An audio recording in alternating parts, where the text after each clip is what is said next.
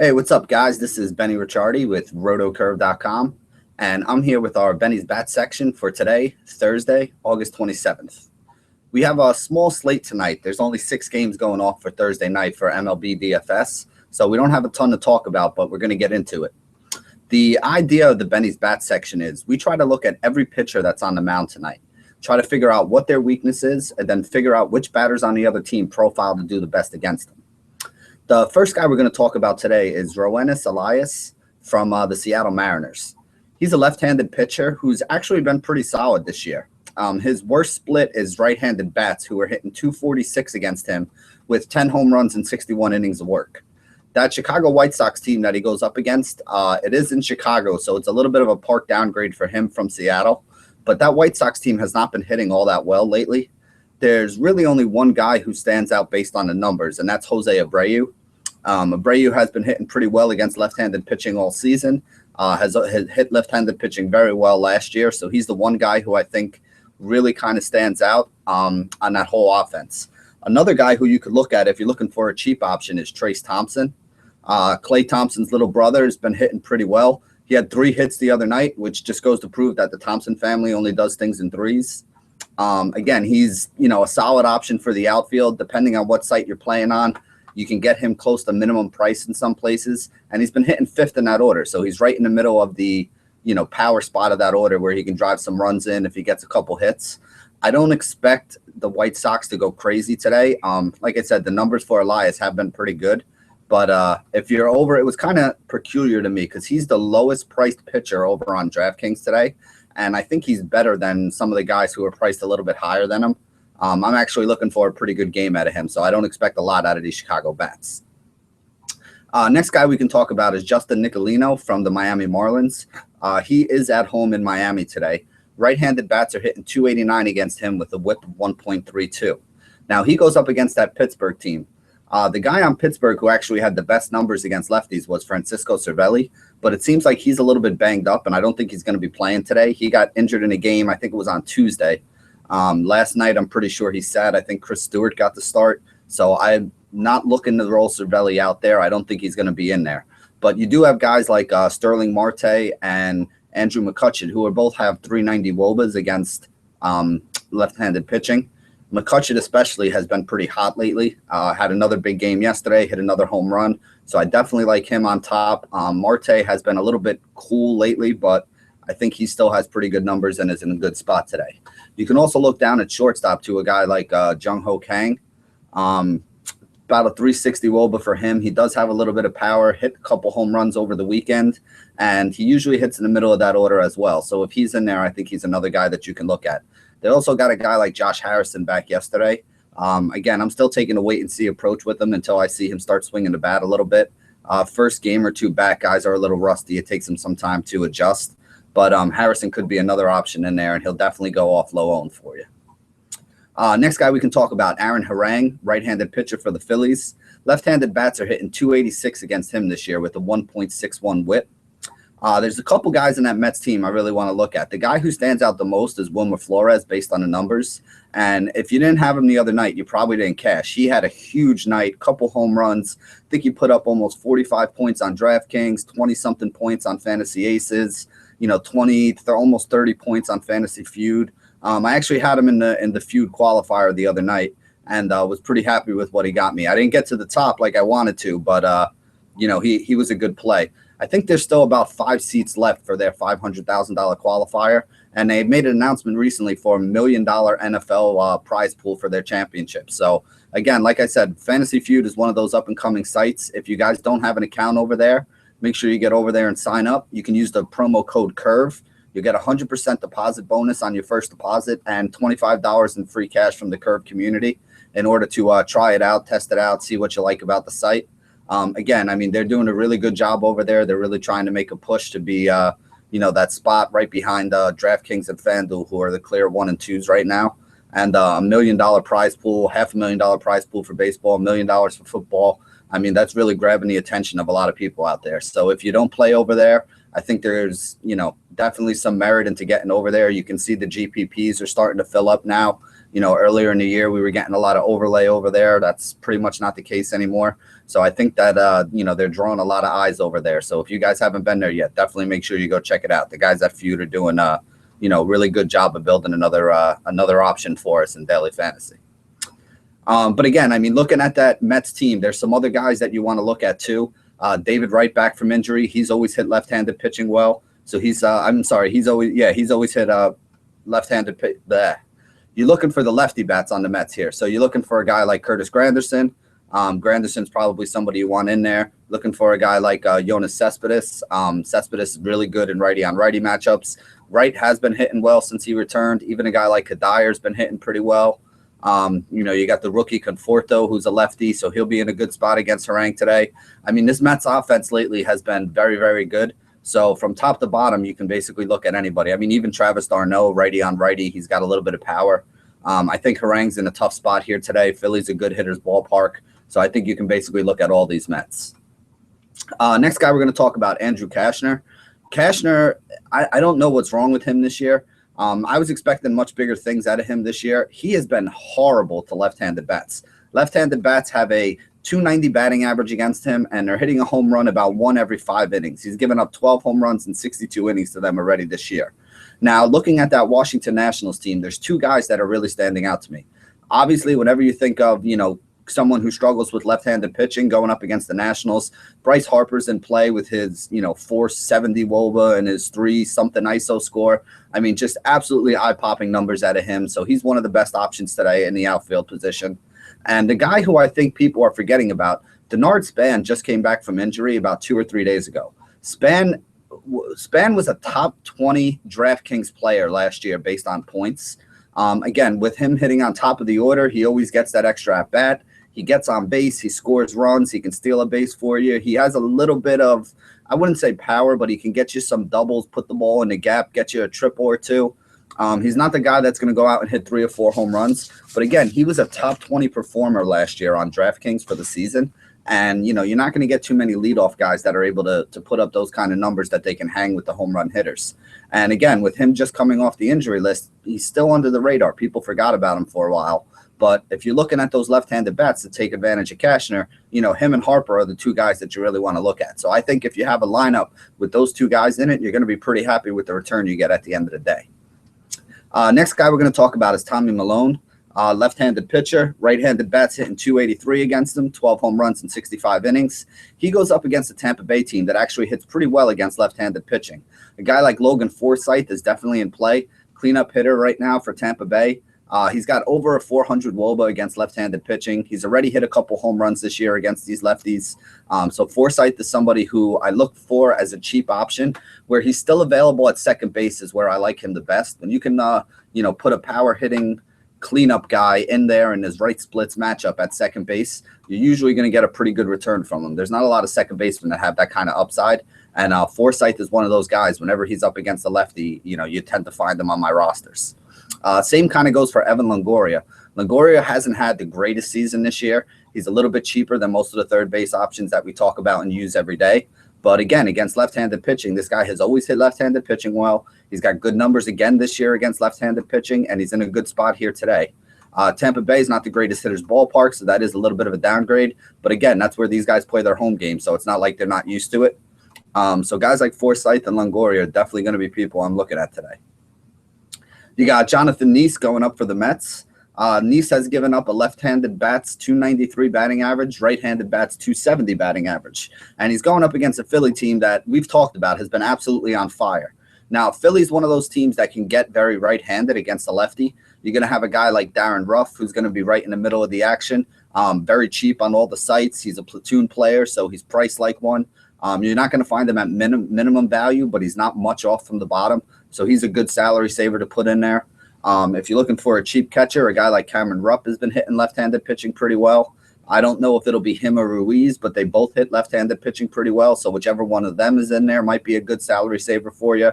You have a guy like Andres Blanco who just keeps performing and just keeps being cheap. Again, even yesterday on DraftKings, I think his price was down around 2,300 or something, got you another like 7 to 10 points. And again, 7 to 10 points at a price of 2,400. That's exactly what you need. That's 3 points per $1,000 of cost. And it opens up your roster to go up and get, yesterday, if you wanted to get like a Chris Sale, it would open up your roster to go up and have the money to get a guy like that.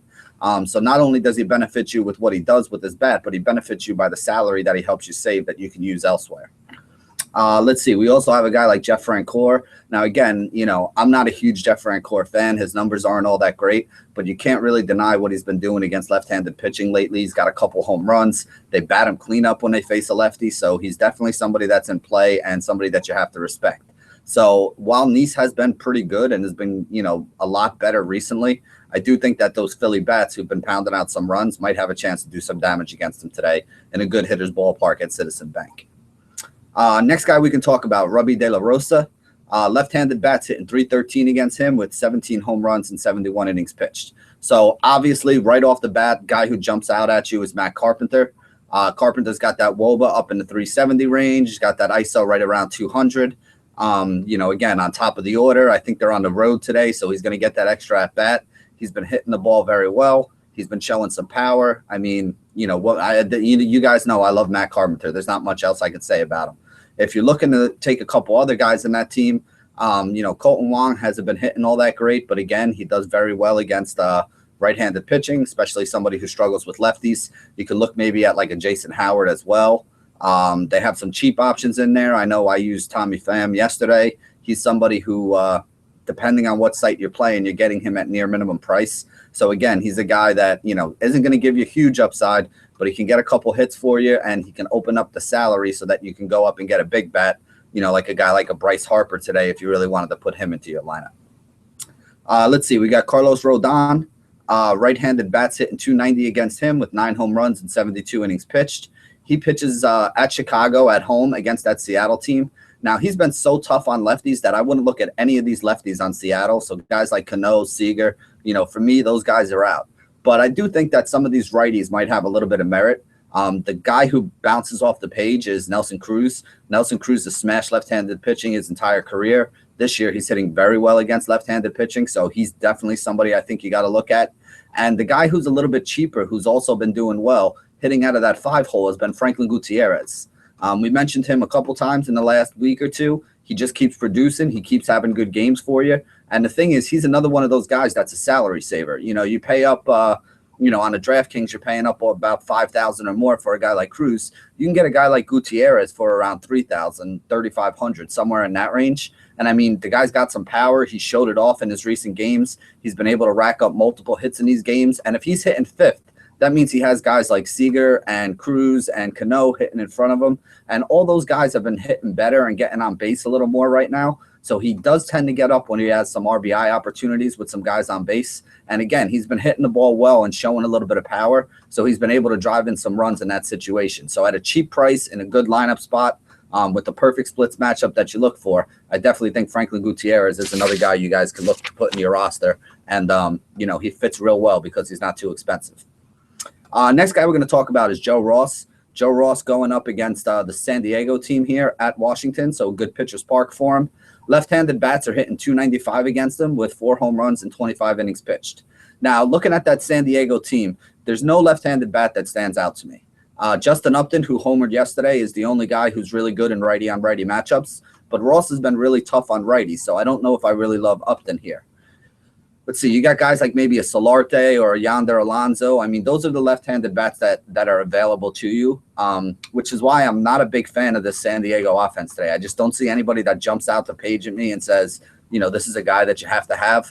Ross has been pretty solid over most of his starts so far since being called up to the majors. So I'm thinking this is probably more of a game to lean towards Joe Ross and stay away from a lot of those San Diego bats. Next guy we can talk about, Drew Smyly.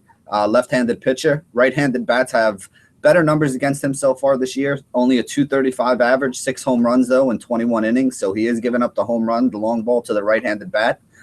So if you're looking at that Minnesota team, the one guy who stands out as a right-handed bat who can hit a home run for you is Brian Dozier. Has one of the highest WOBA ISO combinations at the second base position. So he does and has shown that he has some power and can get on base. So I do really like Brian Dozier today in this matchup. You also have guys like Trevor Plouffe or Miguel Sano that you can look at.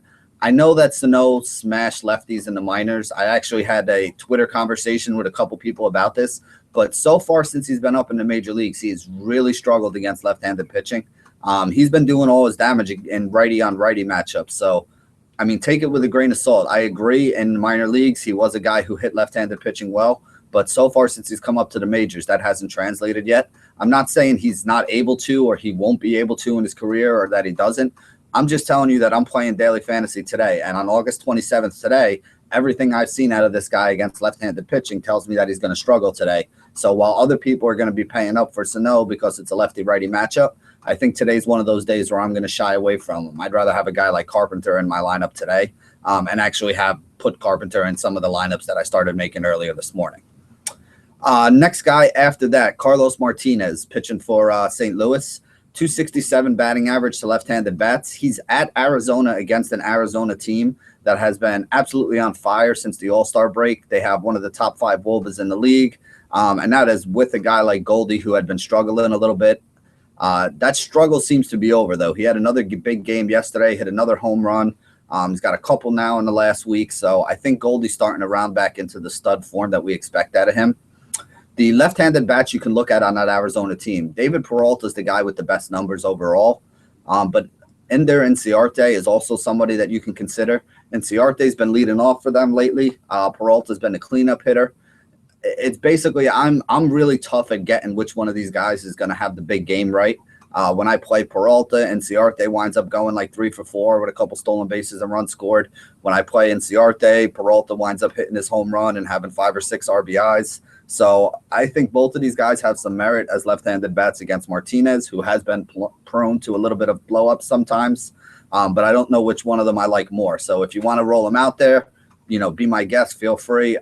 It's a good hitter's park. I think they're in Arizona today. So I think you can look at both of those guys. As far as right-handed bats go, Wellington Castillo was off yesterday, so he's back in there. Righty on righty, he's been very good this year and does have a lot of power. So he's somebody who I always like whenever you can get that home run out of your catcher, especially where he's still cheap. Some spots he's come up his price. I don't like him as much where you got to pay up for him, but if you can still get him cheap, I think he's a really good option. Obviously, Paul Goldschmidt to me is in play every day against any pitcher. Unless he's going up against like a Clayton Kershaw or something, I have no problem locking him in, whether it's righty on righty or righty against lefty. He's just a stud. He's one of the best players in baseball, in my opinion. The other guy you could look at would be like an AJ Pollock, but this isn't exactly the matchup I usually like to try to exploit Pollock in.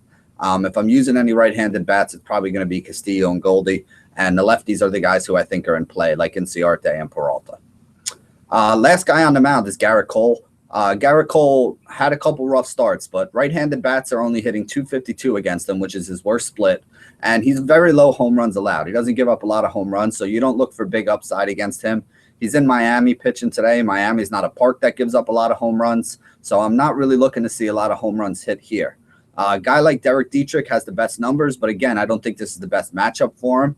I think if anybody on this team that I like today, it's probably going to be D. Gordon, and that mostly has to do with the fact that Cervelli is out and Chris Stewart is in, and I think that if a guy like D. Gordon gets on base, he's definitely going to be stealing. He's going to be running, and I mean, we saw what that can do the other night. Speed kills. He had 4 stolen bases. If you used him on DraftKings, each stolen base is worth 5. You probably got as many points out of a guy like Cole as you did out of a guy you had on your roster that hit a 2-run home run for you.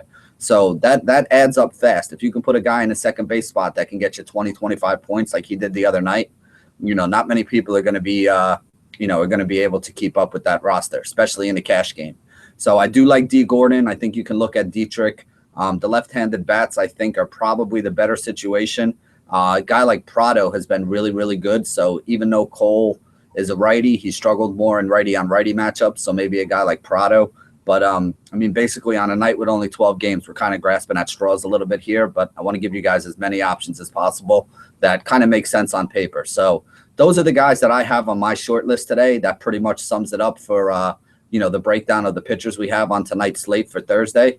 Make sure you guys get over to RotoCurve and register for an account if you haven't already. You can follow RotoCurve on Twitter at RotoCurve. You can follow me at Twitter at BennyR11. And as always, stay classy, DFS.